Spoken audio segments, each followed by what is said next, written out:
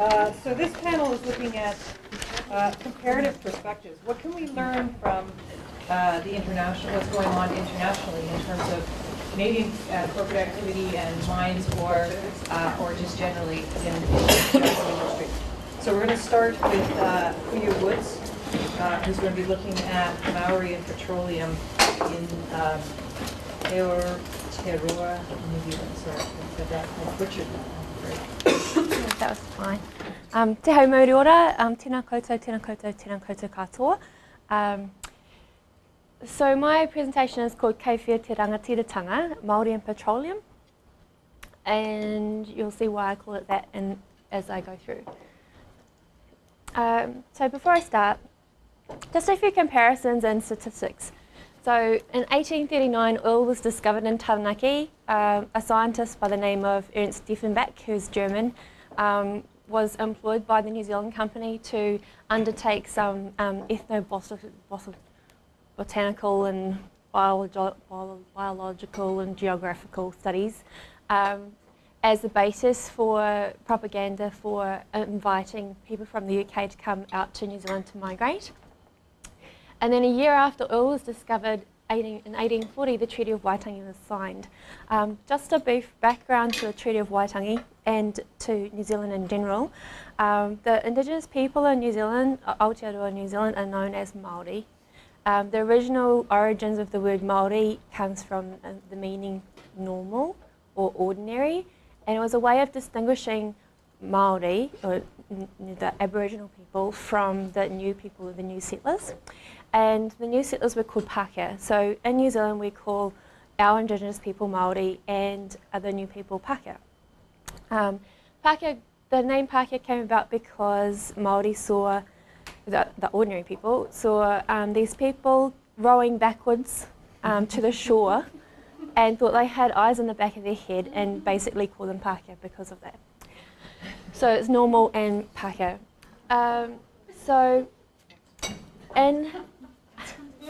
In 1865, the first oil well was sunk in Waitara on land leased from the Taranaki Provincial Council. And this is significant because Waitara is in the main oil region of New Zealand, known as Taranaki. And it's also significant because in 1859 and 1881, and even before then, there were Māori land wars started over land sales in Waitara. So you have this really interesting parallel between the land wars, some of the most violent land wars in New Zealand's history, and the dominant oil-producing region of New Zealand. So the Taranaki Provincial Council got its land in Waitara, the first oil well was sunk on, as a result of the Waitara land sales and the settlements that happened following that war. So then oil leases between landowners and oil companies were established, and these leases were up to 100 to 150 years. So they were due to expire in 1937, and you can see why that's significant because the Petroleum Act was passed in 1937. Meanwhile, 1860s to 1937, Māori on the west and east coast of the North Island of New Zealand entered into oil leases with private oil companies.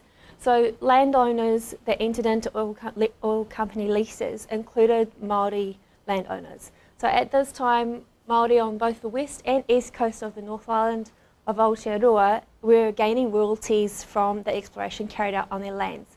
And this continued right up into 1937. So 1937, the Petroleum Act was passed. The reason the Petroleum Act was passed was because of the concern over the increased conflict in Europe.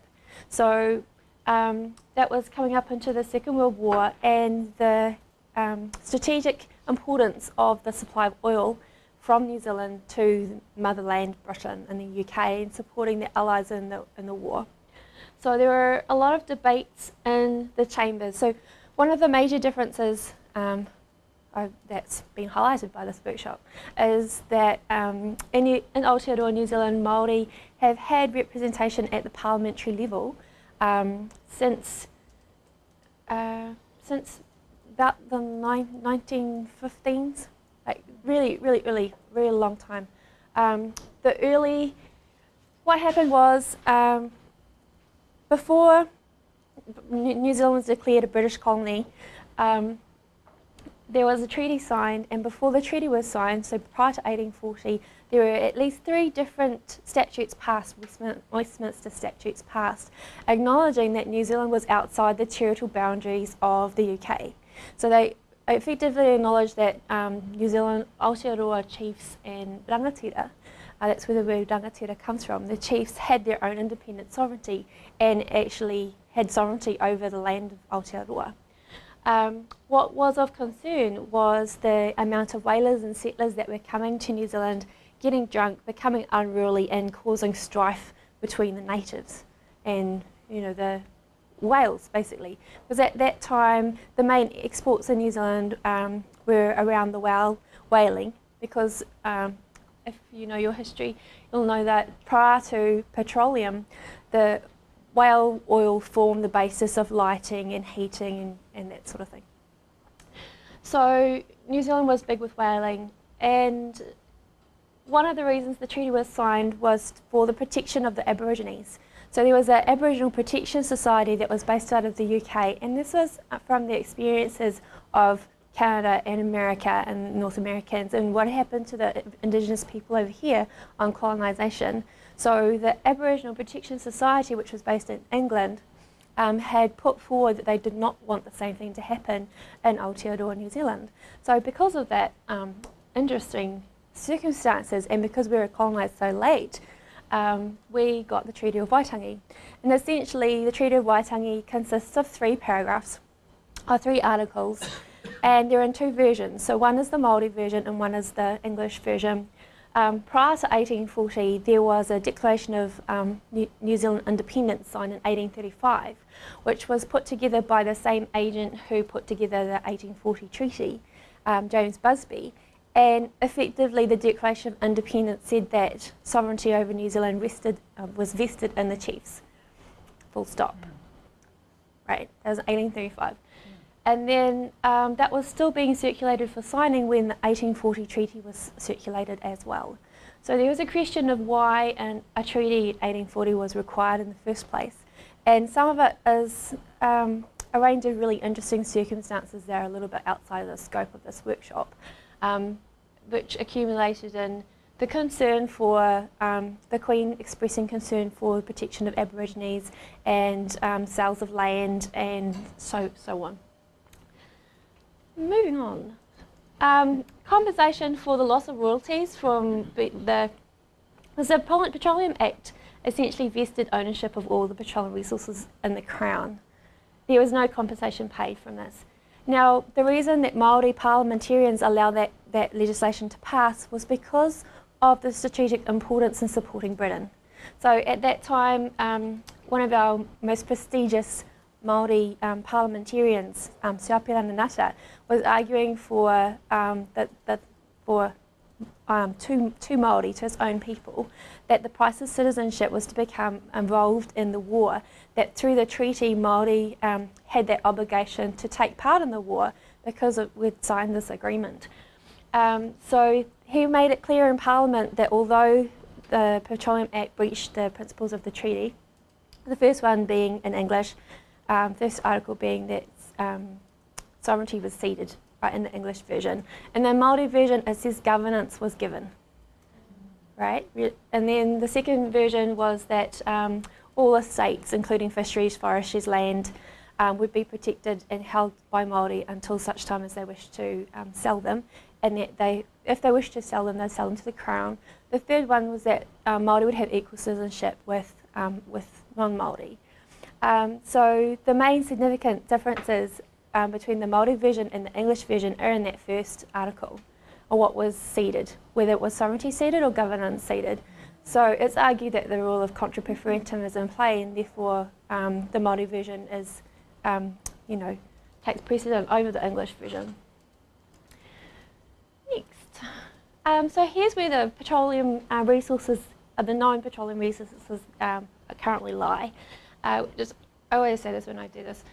So this is my tribal area, this white bit that has no petroleum resources in it. That's where I'm from. This is Taranaki Basin, which is where Of the $5 billion worth of petroleum industry in New Zealand, I'd say 4.5 or higher comes out of that area there. So that's Taranaki and Waitara's in that area.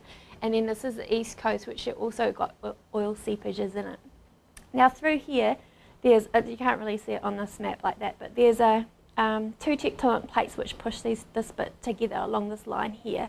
So basically, this basin and a little bit of this basin run along those two tectonic plates. This is a mountain range, and then out here. So the Great South Basin has just been opened for permitting and licensing for exploration. So the way it works is New Zealand is a modern concession arrangement. The government sells off permitting and licences. You meet the timetables for the permits and licences. You can explore and have wells, and once you pay the royalties to the Crown, you then own the oil. And that's the line there. So at the moment, this is a moderately explored oil field, moderately explored. Geographical difficulties with the coast and just New Zealand being small and being difficult to get to and having no infrastructure means that the rest of these basins are barely explored at all. So this is moderately explored. This is sometimes explored. There was a commercially producing oil well on the east coast, and this oil seeps there in about 1869 to 1871. Once it blew up, it wasn't renewed. There is, interestingly enough, there is a Canadian company who specialises in coal shales and shale extraction that is investigating those old the old east coast oil wells. So petroleum industry, our main oil field used to be Maui, which produced about $1 billion worth of petroleum resources. And then since 2006, with the production of tui, it's now equal to national agricultural production. Now this is significant because New Zealand was originally viewed as the breadbasket and supplementary agriculture for beef and lamb for Britain and the UK. So we supplied the butter for years and years and years for the scones drunk at tea in England. And then the trade agreements came through and we lost our market. Moving on. So it's quite significant because those things have only happened in the last couple of years. So I'll talk about them more in a little bit. The main regulatory framework in New Zealand comes under the Crown Minerals Act 1991. Basically says that the Crown Minerals are owned by the Crown, and that includes petroleum, gold, silver and uranium. There's also the Resource Management Act 1991, which covers resource management, surprise, surprise, and has there's a provision which I spoke briefly about earlier today that says one of the local authorities must take into account the following items. And the first one on the list is kaitiakitanga, which is a Māori concept which was picked up and just shoved into the Act.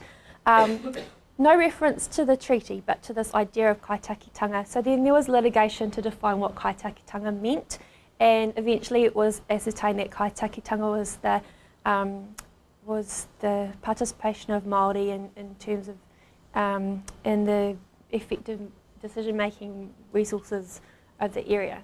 So originally, a judge decided that was guardianship, and that guardianship could be exercised by a local authority. It did not have to be exercised by a Māori body.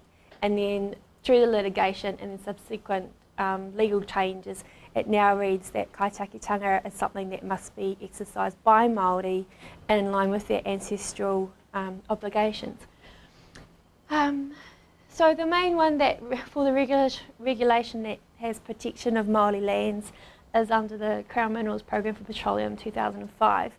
Now this is a 10-year program, so every 10 years there's consultation round for stakeholders, and then it's amended. So every time there's a consultation round, significant groups in the Māori community are consulted, and this includes the the iwis and hapu of the Taranaki region. Now, some of them have already signed memorandums of understanding with the Minister of Energy. Now, what this means is that they're given a priority placing for consultation and participation of what goes into the Crown Minerals program. Now, what happened was that one particular hapu considered that memorandum of understanding to be to prejudice their interests under their land claim under their Treaty of Waitangi claim to the Treaty of Waitangi Tribunal, which meant that they pushed for, with the sale of state-owned assets in the late 1980s, the last permit that was owned by the government was up for sale, which in 2003, which pushed the claim for petroleum through in 2003, and that's the basis of my PhD. So it's based on the report that the Waitangi Tribunal filed in 2003. That's what I've written on it. So that's how I started the whole PhD thing. The other thing that is the other regulatory body, which relates to the legal framework, is the Environment Court. So what the Crown gets is effectively a 5% royalty on all petroleum products extracted from in situ. So there's no downstream benefits anymore with the sale of the last permit. The recommendations of the Waitangi Tribunal were only advisory. They're only recommendations. There's no obligation on the Crown to take them up at all. So what happened was the Crown ignored them and sold the permitting licence to a multinational corporation. So that's the problem with the Waitangi Tribunal, is that it was originally it was set up in 1975, but its recommendations are not binding. So at any time, government can say, "Thank you very much, we're not listening." Having said that, there has been a number of significant developments in New Zealand Aotearoa society concerning natural resources, and I'll mention two of those. One is the complete ownership and regulatory regime for greenstone or pounamu, that's the stuff, has now been given to Kaitahu of the South Island. So if you have any greenstone, it must be taken through a permitting system that Kaitahu controls. The second one, so that's kind of at the extreme to the petroleum resource. The second one is media. So a series of litigation, and as well as about 4 different tribunal reports, has led to the establishment of Māori radio and Māori television. So with the advent of Māori television, you now have this window where you can look into Te Ao Māori, and Te Ao Māori is portrayed in a way dominated and controlled by Māori. So previously, prior to the advent of Māori television, and it took 15 years to get there, and we had a Canadian come over, not to say that this is offensive to Canadians, who pretended to have a doctorate and was hired and then was fired because the doctorate was false. That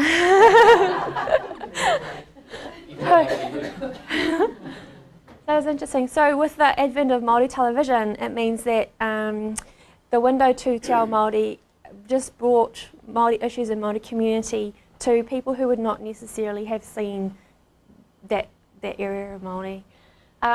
So basically, just wrapping up, this presentation was originally called the Other 95% because the Crown will only give us a small percentage, will only give Māori a small percentage of their 5% royalty that they get from multinational oil companies. So it made sense to me to go after the other 95%, which was to engage with the multinational companies or any petroleum companies directly. And I got to that theory and I thought, that's lovely. Who is going to want to do that with local Māoris in New Zealand? New Zealand's a tiny place to begin with, why? And then I got to hear this guy. Okay, this is Mr. Love. Now, no, seriously, his name is Mr. Love. Him and his cousin were once the Chief Executive Officer of the Department of Māori Affairs. So he's quite a clever Māori. And I can say that because I am one. And his family brought a lawsuit against the government in the 1980s for the sale of petroleum assets under the State-Owned Assets Act. So that's a whole privatisation and then sale.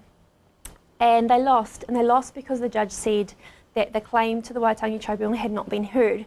Therefore, the judge could not bring into being something that had not yet been decided.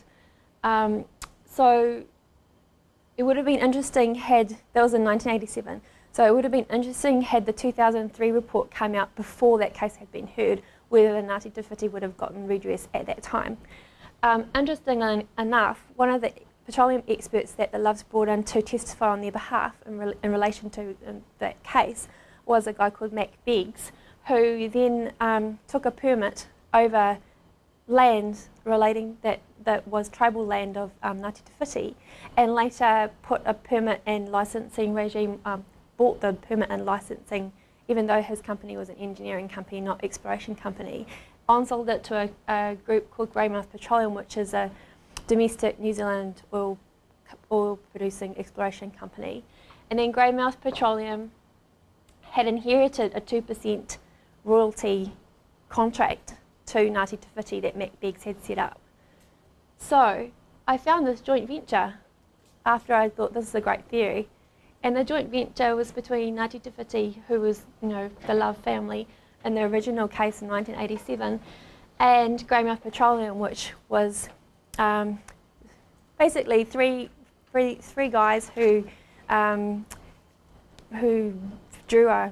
got one of the elevator shafts and turned it into a drill and put it on one of the old oil wells and found oil. Now, the other really interesting thing about this, and I'll end on this note, is that it's on the original Waitangi land where the Waitangi oil well was first drilled. So it's interesting. So what Ngāti Te Whiti get out of this is they get the 2% royalty. That oil well is now one of the major producing oil wells. It's turned, so originally there was Maui and it was 1 billion, and now there's 7, and it's gone up to 7 billion. They get a seat on the council for Greymouth Petroleum in relation to what happens to the land and the oil and the production in relation to that well in particular. And they also get training for their members of their hapu and some employment. One other thing I'll say about Greymouth Petroleum, and this, I will really close on this, is that the CEO of Greymouth Petroleum is married to a Māori lady from Te Aroha, which is where I'm from, and he also has employed a number of other Māori who also used to work in the oil industry. So Greymouth Petroleum as a company is a very domestic, local community involved, as well as contributing to Indigenous people's company. So yeah, it was really interesting in informing what I wanted to say in my doctorate. And then those are the other things I've written on the petroleum project I'm involved in.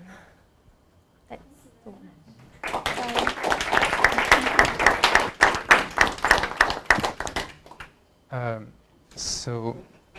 Donc la présentation sur des défis que posent les investissements miniers en zone de conflit. Je vais parler en particulier de la Colombie. Le but de ma présentation est de présenter un exemple de défi que pose l'investissement dans un contexte de conflit du point de vue de la cohérence de la politique étrangère canadienne.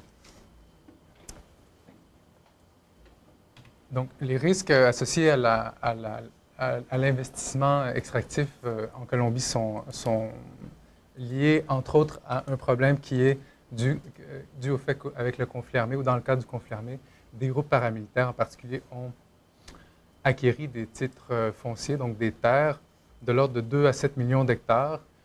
Donc ça, c'est par le biais de la violence, par des déplacements forcés, des menaces, etc.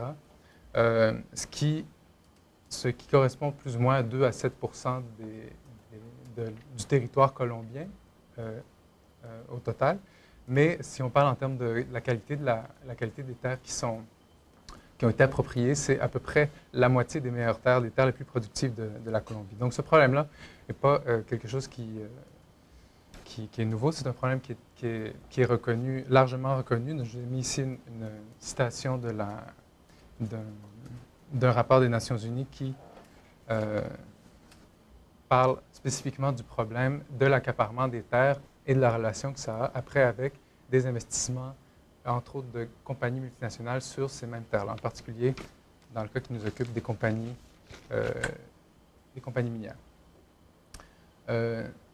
La Colombie aussi, c'est un problème qui interpelle directement la question des investissements miniers aussi, et le Canada en particulier. C'est un extrait d'un rapport interne du ministère des Affaires étrangères en prévision des négociations qui ont maintenant abouti pour la signature d'un traité de libre-échange avec la Colombie. Donc, c'est pour illustrer un peu la valeur des investissements. Donc, on parle d'investissements de l'ordre de 2 milliards à 3 milliards par année. C'est une estimation parce que, d'après les documents du ministère des Affaires étrangères, beaucoup de ces investissements-là sont faits à travers de paradis fiscaux ou de juridictions qui ont des traités fiscaux avec la Colombie. Donc, c'est très difficile de savoir le montant total de l'investissement canadien qui est fait dans le secteur extractif, mais on sait que, d'une part, c'est très important, d'autre part, c'est un investissement qui est en pleine explosion. C'est des investissements qui, pour l'instant, concernent très peu de projets d'exploitation. C'est surtout de l'argent qui est dirigé à acquérir des concessions. Donc, ça, c'est un point qui est important pour ma présentation. Je vais, pour illustrer mon argument, me pencher précisément sur une région qui est le Sur de Bolívar. Donc, vous voyez la carte. Sur de Bolívar, qui est une région du Magdalena Medio, en Colombie. C'est ici une image du Magdalena Medio, donc c'est pour illustrer les intérêts en termes d'investissement qui sont orientés à cette région-là. Donc, vous avez, bon, je ne vais pas les lire, mais les investissements sont de l'ordre de 12 milliards de dollars dans les prochaines années. C'est donc des montants très importants.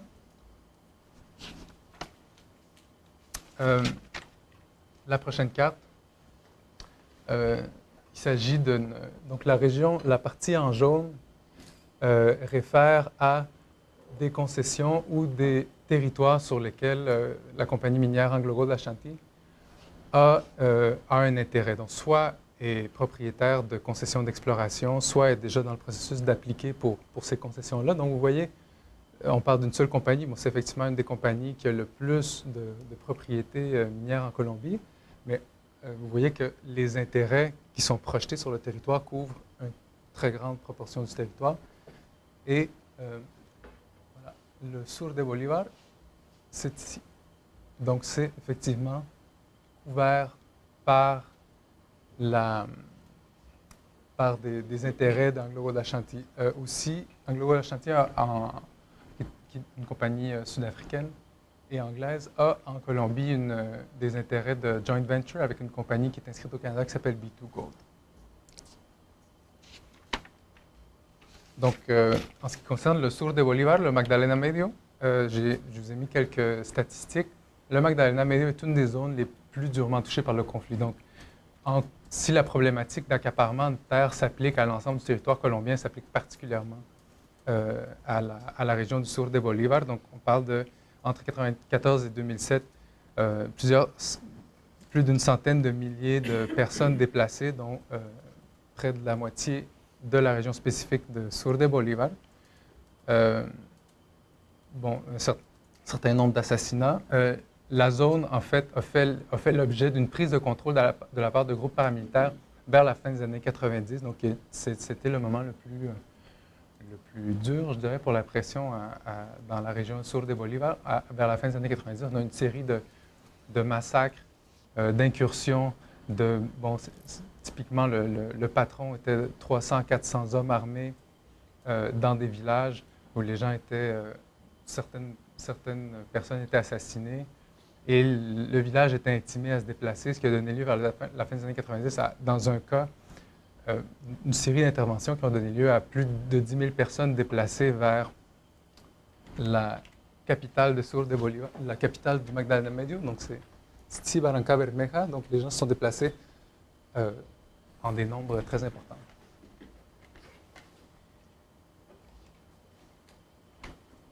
Voilà. Donc, avant de...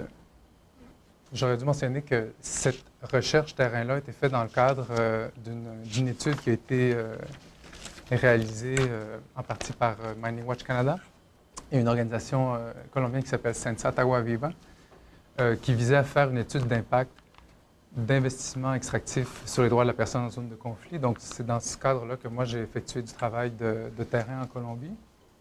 J'ai aussi participé à la rédaction du rapport. Et une des sources principales sur laquelle on s'est basé pour évaluer les risques en termes de droits de la personne, c'était, c'est intéressant, des documents élaborés par la Defensoría del Pueblo, ce qui serait l'ombudsman des droits de la personne de la Colombie, dans le cadre d'un système qui s'appelle Sistema de Alertas Tempranas, donc Early Warning System, qui a été monté spécifiquement pour viser à prévenir des violations massives aux droits de la personne. Donc, c'est un point intéressant parce qu'on parle évidemment de responsabilité en termes de droits de la personne. Donc nos sources principales ont été... l'information a été élaborée dans le cadre d'un mécanisme pour prévenir justement des violations massives aux droits de la personne. Concrètement, ça veut dire que des bureaux de l'Ombudsman des droits de la personne rédigent périodiquement pour certaines régions des analyses de risques dans lesquelles on dit, bon, à cause de combats, de présence d'acteurs armés, telle partie de la population sont à risque faible, moyenne ou élevé de violations dont la personne, et on détaille ces violations-là, ça peut être déplacement forcé, massacre, assassinat sélectif, etc. Donc, pour aller vite, ces documents-là documentent de manière très, très claire et explicite l'intérêt que des groupes paramilitaires ont concernant le contrôle du territoire en prévision d'investissements, entre autres, d'investissements miniers dans la région. Donc, c'est très clair, d'après ces documents-là élaborés par l'Ombudsman des droits de la personne de la Colombie, que la capacité de compagnies canadiennes de projeter leur intérêt sur une région comme ça a servi de motivation à des groupes paramilitaires. Donc, il ne s'agit pas évidemment de complicité consciente entre des compagnies et des groupes paramilitaires, mais bien du fait que, ayant un intérêt ou en projetant un intérêt sur une région donnée, sur une région qui est très affectée par le conflit armé, on crée des motivations pour des acteurs armés. Donc, ces citations-là sont assez explicites, à mon sens. Donc, pour résumer, les risques qui ont été identifiés dans le cadre de notre étude sont les suivants. Donc, possibilité en investissement dans notre région, donc possibilité de récompenser, le risque de récompenser des acteurs armés qui ont commis des violations très graves aux droits de la personne.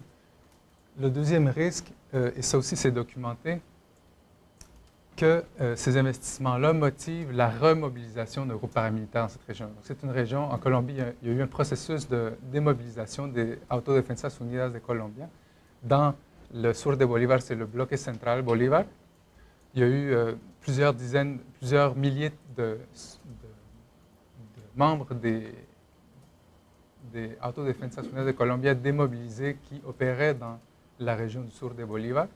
Et on a depuis quelques années des preuves que ces groupes-là sont en train de se remobiliser et qu'une de leurs motivations pour la remobilisation est de s'assurer de pouvoir bénéficier d'investissements qui sont prévus dans la région, donc à travers l'appropriation préalable de terre et aussi le contrôle de compagnies qui s'occupent de la sous-traitance. Donc ça peut être la sécurité, mais aussi tous les services qui seraient offerts à des compagnies minières qui feraient de l'exploration dans la région, par exemple. Et le troisième risque, évidemment, est de bénéficier pour un investisseur de violations dirigées à des gens qui s'opposent à cet investissement-là. Et effectivement, dans la région, il y a une fédération, un regroupement d'habitants, de gens qui sont des mineurs artisanaux, qui s'opposent à des investissements de compagnies multinationales et qui font effectivement l'objet d'attaques. Et dans certains cas, les attaques sont assez précises, c'est-à-dire que cette menace-là est explicitement liée au refus des communautés de laisser entrer des compagnies. Donc, c'est le libellé des menaces. Donc, sur cette base-là, quelques conclusions. Donc, je voulais souligner dans ma présentation que les risques associés aux droits de la personne ne sont pas associés au comportement spécifique de compagnie, mais bien à un intérêt, ce qui, à mon sens, pose un problème ou une considération qu'on doit garder en tête quand on parle de prévention ou de protection des droits de la personne en zone de conflit. C'est-à-dire que ce n'est pas nécessairement une question de comportement, de responsabilité sociale, mais qu'il faut imaginer d'autres mécanismes. L'Ombudsman des droits de la personne à la Colombie propose, pour éviter des violations massives aux droits de la personne, de déclarer cette région-là comme une réserve minière, donc de l'exclure a priori d'investissement. Ça nous dirigerait à des solutions du genre établissement de no-go zones, donc de zones où les risques sont trop élevés. Donc, il faudrait éviter que l'intérêt d'investisseurs puisse être projeté sur cette région-là.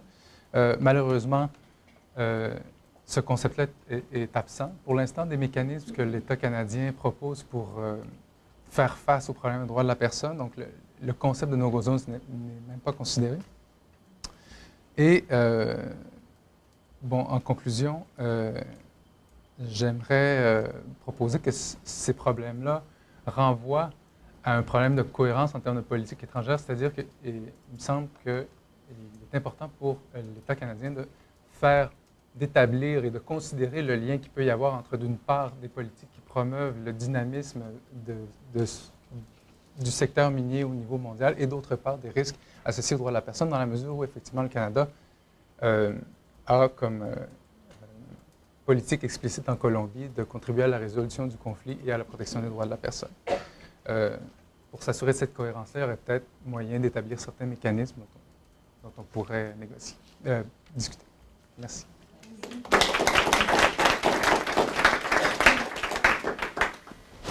Hello.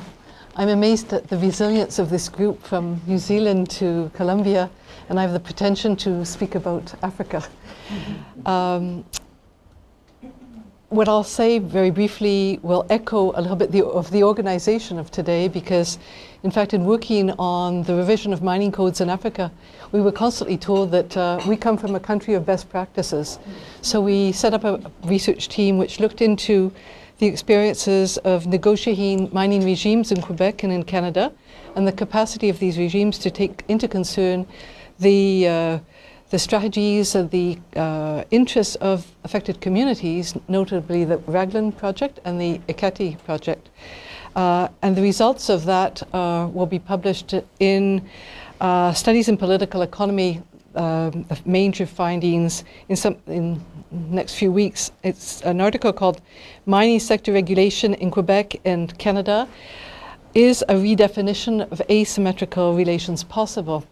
We've come at this, and this echoes Natasha's point of the political scientists' approach and using structural notions of power from political economy. We in fact found that the concept of free mining, free entry, which we discussed this morning, was in fact a very, very interesting lens through which to revisit the reshaping of institutional relations in African countries and the structural relations of power which have accompanied those reforms. I'll just highlight a number of major aspects. Four implications of the principle of free mining had special interest or resonance to us, and I'll go quickly. First, the principle inherent that suggests that mining is not only desirable, but it should be a priority in terms of other use of the territory. Second, the freedom of action permitted mining enterprises, which conditions, as we all know, forms of consultation of affected communities. Third, the delegation of authorities to companies, the power it gives to companies through this principle of free entry undermines the authority of public institutions. And finally, the notion that the free access to the resource and the guaranteed right to exploit constitute a key structural issue that contributes to the preferential treatment given to the mining industry. And this explains why the regimes which are reformed under this principle are characterized by asymmetrical power structures that constrain the negotiating space of the local actors, limiting the possibility for alternative development strategies to emerge. So this is what we learned about Canada. What, you may ask, has this to do with Africa? Well, a central aspect of the reforms which have been brought in under the auspices of the World Bank since the 80s has been obviously to attract foreign investment through very, very extensive forms of liberalization, getting rid of certain taxes, level of royalties being sliced, privatizations, and we've documented in a recent book something called Mining in Africa, Regulation and Development, the impact, social and development impact. But a very much related and often overlooked counterpart of this social and developmental aspect has been the stringent withdrawal of the state and the redefinition, reshaping of political processes and the distribution of power, which has shifted power from public institutions to private actors. I won't go into it, but we document how the World Bank has a very, very specific notion of the state. And from this, there are a number of things that flow from it. I'll mention 4 aspects. The strong retrenchment of the state and the redefinition of its role from it was before an operator, regulator. It's told is to be the regulator and promoter, facilitator. But this redefinition has been accompanied by the explicit and spelled out desire of the World Bank to reduce state authority. So it's a rolling back of the power and authority of the state. Second, this redefinition of the state has not only reduced its authority, but it's reduced its capacity to influence the evolution of its own structures, what kind of institutional arrangements would be possible. Third, accompanying this has emerged, because of its externally oriented and driven policy process, a particular form of reproducing power relations.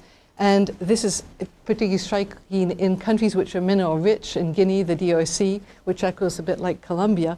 And here something what we characterize as the politics of mining has emerged, although the fact that these countries have been, their mining regimes have been redefined under the auspices of the World Bank, and we know that investment has been attracted in situations very severely lacking in transparency and accountability.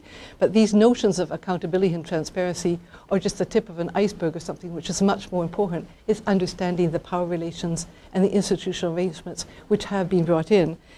And the last part, which we find particularly striking, is the emergence and prolongation of this domestic power, new domestic power relations, which are put in place, link decision makers to powerful foreign actors, whether they be corporate, diplomatic, or financial.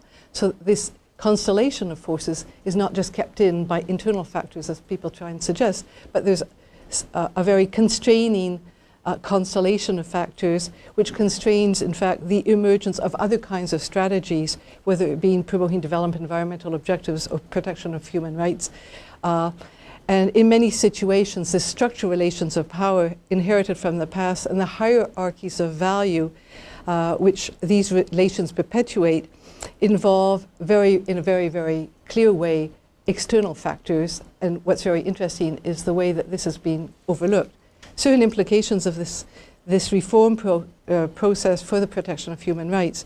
Well, there are obviously 2 dimensions which are linked. There's obviously the developmental strategies, the priorities of alternative lands of the use, which have been excluded from this process of reform, because in Africa, and we've done a lot of work, in the redesign of mining regimes has been done from the perspective of the entrepreneur. Very much like the questionnaires were only given to companies, juniors and majors, very much like the principle of free mining. It's really very striking. And here we hear constantly the echo of what happened in the 19th century in white settler regimes of Australia, 2 minutes, Australia, Canada, and seeing how this has affected what's gone on. What we've been very interested in seeing is a second aspect, how this liberalization process, the weakening of institutional capacities, has created a lack of capacity to enforce a regulatory gap and a legitimacy gap, which is, of course, very problematic for companies. There have been all sorts of different kinds of responses to the legitimacy gap. one being transnational legal regimes. But if you look at Mali, a company like Semos, a South African company which has the ownership of the 3 major mining sites, has its own voluntary norms to monitor cyanide spills, but the government has no capacity to enforce. And of course, the fears of the population living in these areas which suffer from very high rates of spontaneous abortion have no way of following up this process, because the company hires its own private companies to monitor. Second response has been, like the Canadian government, to say that, oh, this is a problem of weak governance, we can solve it through intervention for capacity building for resource governance, as if these were procedural problems, administrative problems, getting the right set of practices in place, when it completely misses the point that it's much deeper. It has to do about institutional relations, and it's no good to keep talking about capacity building for governance if the reformers we're bringing in continue to liberalize and weaken the institutions, which is happening right now. But the most, I think, important point, and where I wanted to land at the end, is in fact, in view of this legitimacy gap, what's happening is that mining companies and more in Africa turning to private security forces. And this is happening not only in the DRC, in Guinea, but in countries like Ghana and Mali. And I've seen this with my own eyes in both places. 10 years ago, we went to Ghana with a group of local people working on these issues, and we saw the forced displacement of people.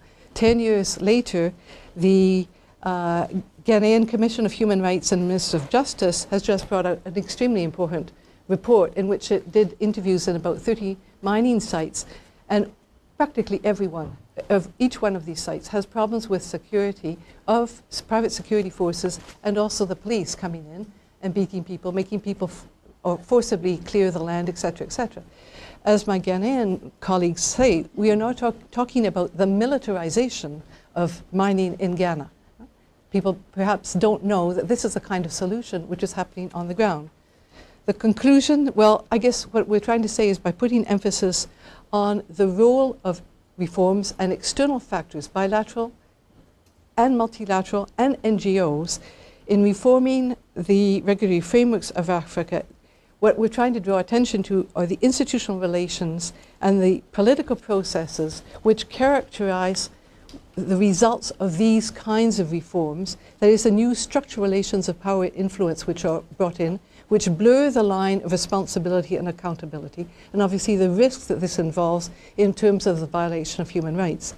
And I guess where this brings us now in terms of where the discussion is in Canada, given the weakness which has been weakened not only by structural adjustment, but also over 20 years of the reform of regulatory frameworks, which has reinforced the imbalance of power we've been talking about through this day, given this situation, we're no longer in the realm of corporate social responsibility, because these issues touch very much more than what is the responsibility of governments. And the discussion that CEDA should be using NGOs to do some window dressing to bring in clinics is just bypassing and weakening states' legitimacy. We're now in a process where we have completely contradictory discourse, or we're trying to... So I'm going to start by describing a little bit the human rights impacts associated with our companies, our mining companies' overseas operations. And I don't want to take too long, because I think probably the people in this room are more than aware of what's happening. So I won't use examples. We've just heard some good examples from Colombia, but just to give a bit of an overview of what kinds of problems we're seeing. First of all, there's a wide range of human rights violations, and in some cases they're very serious violations, like the ones we just heard about in Colombia. In a number of countries, individuals that resist or protest mining operations are harassed, intimidated, threatened, beaten, raped, and killed. Some governments have responded to community resistance by adopting instruments that criminalize protest, often in the absence of due process guarantees. It's not uncommon for individuals and communities affected by Canadian mining operations to lose access to the land and natural resources on which they are dependent, either through physical displacement or contamination, which of course affects their rights to livelihood, to water, and to a healthy environment. In the case of Indigenous peoples who are disproportionately affected, these impacts can threaten their very existence. Mining operations can generate negative impacts on cultural practices and sacred sites. We've heard examples of that today. Communities affected by mining operations are routinely marginalized from the decision-making process, which we've also heard a lot about today, which is of course a violation of their participatory rights. They are often denied access to information, which the UN Committee on Economic, Social, and Cultural Rights has recognized as critical to the exercise of human rights, such as the rights to water and to health. Communities are routinely denied the opportunity to be consulted and/or to grant or withhold their consent for a project, which of course is also a problem in Canada. In some cases, the administrative processes associated with mining operations lack due process guarantees and can be discriminatory. The Peruvian mining easement is a good example. Indigenous communities must negotiate easements with multinational mining companies. The process is unregulated, and the outcome is dependent on the relative bargaining power of the parties. Negotiations take place in Spanish without translation to native languages, and almost invariably, communities lack legal and technical support. And it makes me think of the description that we heard earlier about the negotiation of treaties, which there were two versions in two different languages. The same thing is happening today with easements, which are basically rights of access to indigenous land 500 years later. Finally, the citizens of developing countries are often denied the right to access remedies for acts that violate their fundamental rights, including those associated with mining operations. So there's a second level of human rights violation, which is you can't access a meaningful remedy for the first round of human rights violations that take place. Okay, so that's a little bit about the context. Now let's look at the legal and policy framework in Canada and ask the question, is the current framework adequate to prevent these kinds of human rights abuses? And obviously the answer is no, or they wouldn't be happening.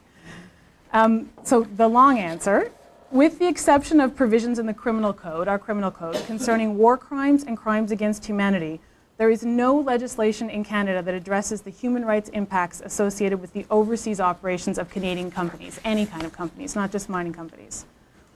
The government of Canada also lacks effective policy in this area. In fact, until recently, there was no government policy regarding corporate social responsibility in overseas investments. In March of this year, the government of Canada released a policy document that Etienne referenced, entitled Building the Canadian Advantage, a CSR strategy for the Canadian international extractive sector. This document was released in response to the National Roundtable process, which, for those of you who are unfamiliar, was a cross-country consultation that was hosted by the Government of Canada in 2006 and 2007 regarding the operations of Canadian extractive companies in developing countries. It was an unprecedented process, and it was interesting. I don't have time to go into it, but anyway, that's where that government response, it was a response to that process. So just looking a little bit at what the policy says. First of all, it says very little about human rights, and it doesn't address the problems that I've described at the beginning of my talk. Its stated objective is to improve the competitive advantage of Canadian extractive sector companies by enhancing their ability to manage social and environmental risk. So it's all about risk management. When human rights are discussed, the emphasis is on the obligations of host governments, which Bonnie just spoke to us about. There is no analysis regarding Canada's duties under international human rights law. The document invokes the Ruggie framework, and Ruggie, of course, is the UN Secretary General's Special Representative on Business and Human Rights. And it emphasizes that states are the duty bearers under international human rights law, not companies. While this is true, companies do have a legal obligation to respect human rights, which constitutes the second pillar of the Ruggie framework. However, the government's policy ignores this pillar. In addition, the Canadian government fails to explore the state duty, which is the first pillar of the Ruggie framework. This duty includes the obligation to protect against human rights violations committed by third parties, including corporations. The duty to protect is particularly striking in circumstances where the state actively promotes and facilitates corporate operations. The Canadian government does this, for example, through our embassies and our export credit agency, Export Development Canada. In this context, the Government of Canada has the obligation to ensure that it does not become complicit in the human rights violations associated with its corporate clients. Through its new policy, the Government of Canada commits itself to promote corporate social responsibility performance guidelines with Canadian extractive companies, although it's not entirely clear how it will do this. With one exception, concerning security services, which Bonnie also just spoke to, the chosen standard set does not include human rights. The government policy is silent on embassy and consular operations, imposing no requirement that these entities comply with Canada's human rights obligations in the provision of support to the private sector. The government document does speak to Export Development Canada, our export credit agency, highlighting the Crown Corporation's human rights statement. However, the 5-paragraph statement is a far cry from an effective human rights policy. It is silent on the issue of whether and how EDC assesses the potential human rights impacts associated with its clients' investments, when it expects its clients, what it expects of its clients in the area of human rights, and how it ensures that clients meet those expectations over the life of a project. John Ruggie recommends the adoption of, quote, a policy that requires clients to perform adequate due diligence on their potential human rights impacts, to flag up where serious human rights concerns would require greater oversight, and possibly indicate where state support should not proceed or continue, end quote. EDC's statement on human rights does not satisfy Mr. Ruggie's recommendation, nor does it constitute the comprehensive human rights policy that's needed to ensure that EDC operations neither facilitate nor ignore human rights abuses by the corporations whose activities it supports. To conclude, under time, I think, neither the existing legal framework nor the government's new policy regarding overseas extractive operations is adequate to prevent the types of human rights violations that I described earlier, or to avoid government complicity in those human rights violations. However, a number of these regulatory shortcomings are at least partially addressed by a private member's bill that's currently making its way through the House of Commons, again, about which Richard will speak.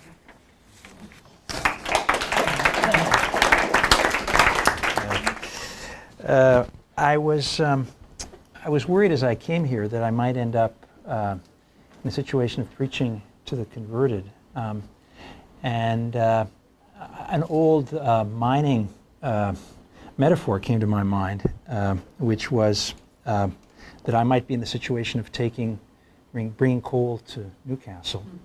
I thought to myself, given the devastation of Newcastle, that maybe I'd have to come up with a new metaphor, and I started thinking about whether, in fact, I was going to end up bringing cyanide to a tailings pond. I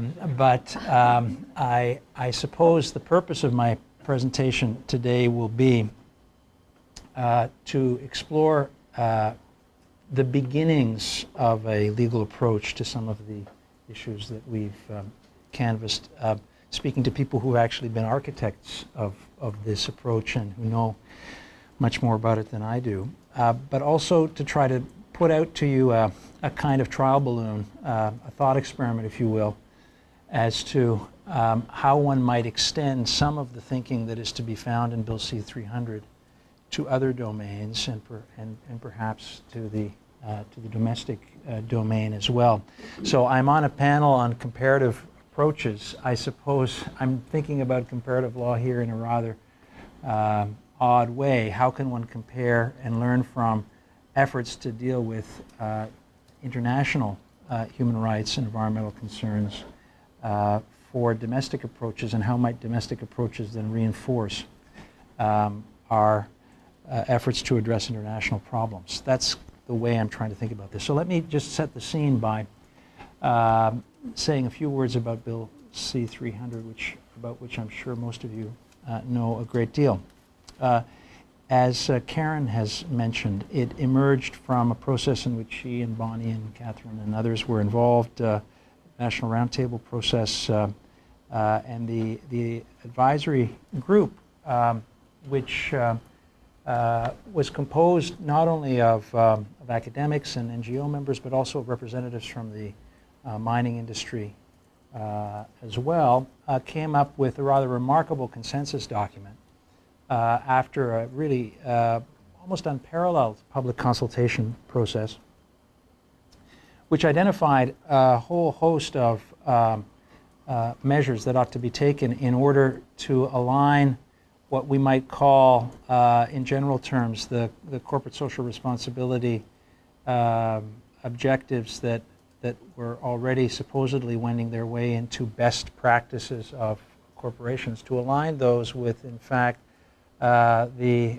oversight of government funding and to go back to the theme that Bonnie mentioned, more than just corporate social responsibility in the voluntary sense, trying to underpin and provide some accountability mechanisms and some reinforcement for the standards that had been announced. So one of the principal ideas in the report, I think it's fair to say, was that Canadian taxpayers are putting money into this sector, putting money into it for its operations abroad, and if Canadians back the idea of international human rights standards, and if Canadians back the idea of international environmental standards, then for goodness sake, the funding ought to be tied to the implementation of those standards. So the notion was that there ought to be some process through which complaints could be brought forward. The advisory group wanted an ombudsman-like function to be put in place. And that there be guidelines established, patterned upon the leading guidelines that are already in place under the auspices of the International Financial Corporation and other guidelines, but also that would notably incorporate human rights standards. That was a critical piece of the puzzle, recognizing, as Karen has just said, that the current standards often fail to take adequate account of human rights norms. So there would be guidelines promulgated, there would be an ombudsman in place, there would be the ability for complaints to be brought forward not only by Canadians but by people who were facing the consequences of mining operations abroad, in Colombia or wherever the case may be. And then, should it be found that the Canadian companies were in violation of those guidelines, monies that were currently being invested in them through the Export Development Corporation, through the Canada Pension Plan Investment Board, and indeed, I should add, the advisory group was also thinking about certain tax breaks that were offered to mining companies where they would be able, in effect, to benefit from tax treaties for their international operations. There was an effort also to think about tying the tax monies to the performance of on guidelines. But I think that what got most attention and what was central to the advisory group report was, let's make sure that if instrumentalities of the Canadian government are putting money into the mining sector, that those monies will be withdrawn if the guidelines aren't being followed.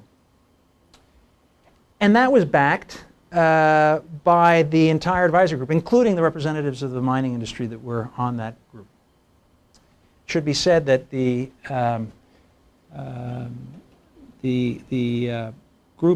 advisory group's report did not directly, explicitly indicate that there would be legislative implementation of those of that particular recommendation. However, in my reading, it was implicit that there would have to be, there would have to be some kind of framework for doing it. I mean, how else were you going to accomplish it? I mean, right? There's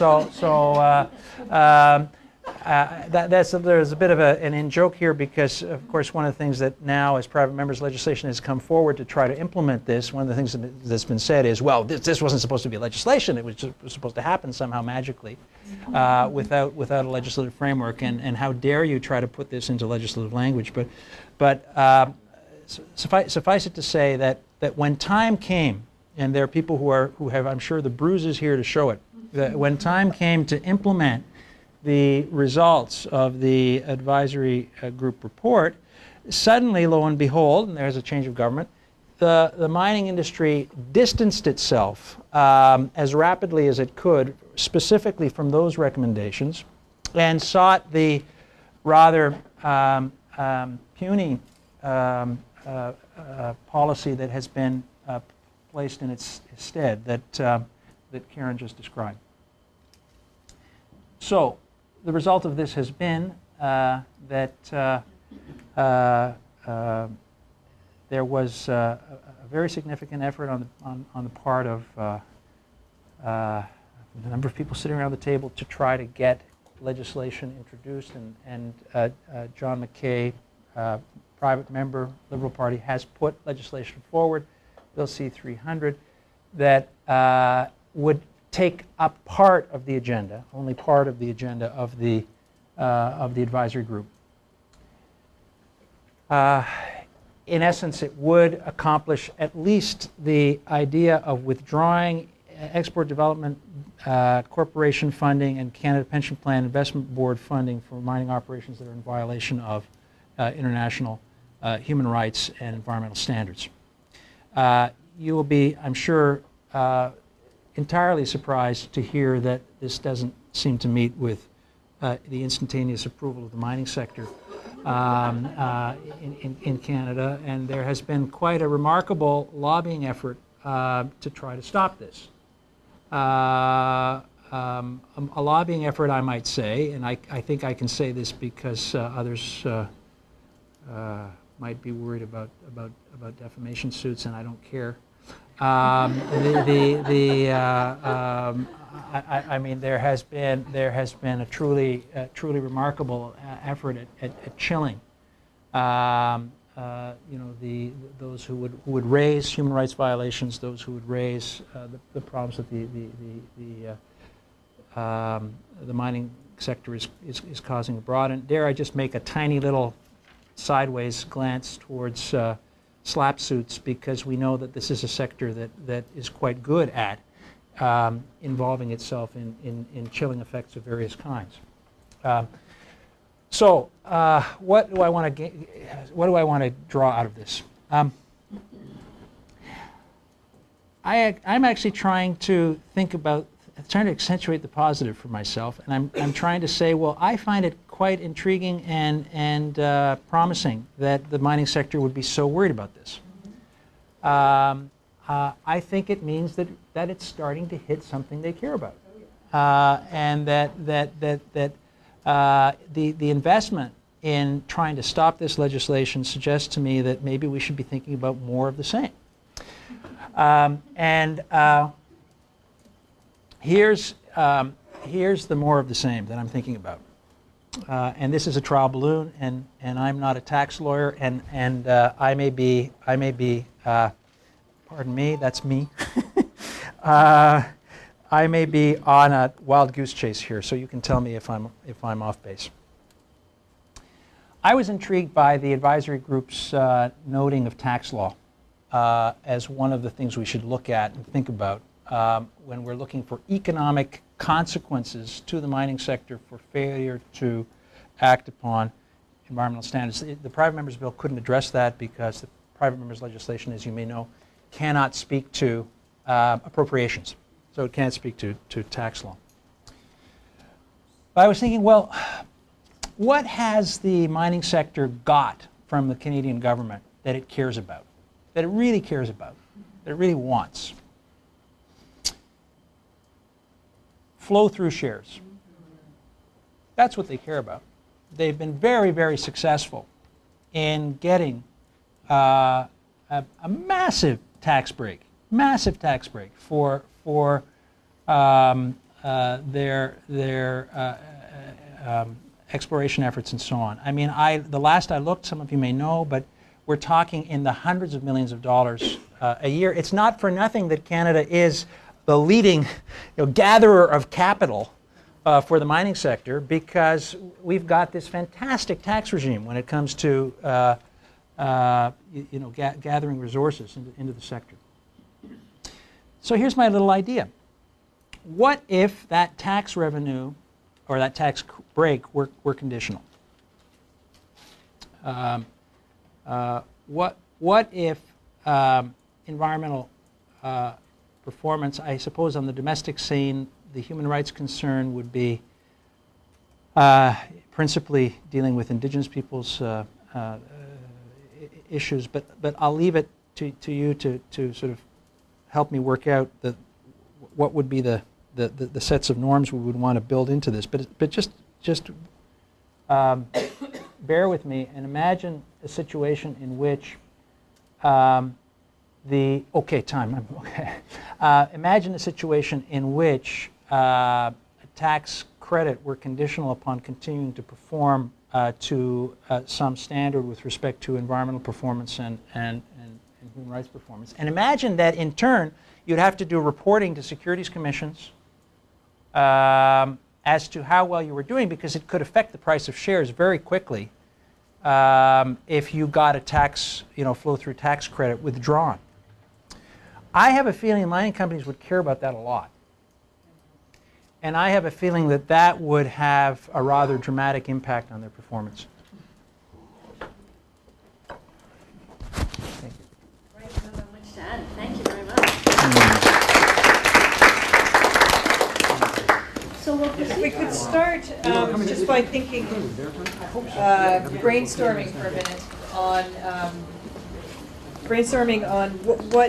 what policy tools that we have that we could use to protect human rights writ large in the mining sector. So what we've been talking about these issues all day, and policy possibilities all day. So maybe if we could try and remember them and record them, that would be very helpful. I guess one thing that I would start off with, and reflecting back to Graham Maeda's presentation and my presentation, is looking at some of the issues raised by injunctions and contempt of court, and the need to develop the common law, develop the common law in order to ensure that it is able to effectively take into account the international human rights law test for restricting protest, legitimately restricting protest. So I guess that would be one possible policy option to pursue. And how that's done, I guess, is, I suppose, through test cases and possibly even trying to change some of the procedures for injunctions as well. But it is common law development, and I'm a litigator, so those of you who are might be able to give us more insight into how we might move forward on that. So let me thank all of you for coming and participating in what I found to be a very stimulating day. It's been wonderful to have so many experts in the room and to get so much in terms of input about some of the issues with respect to human rights in mining. So thank you very much to all of you who came, who participated, who presented, who flew on 4 flights to get here or more.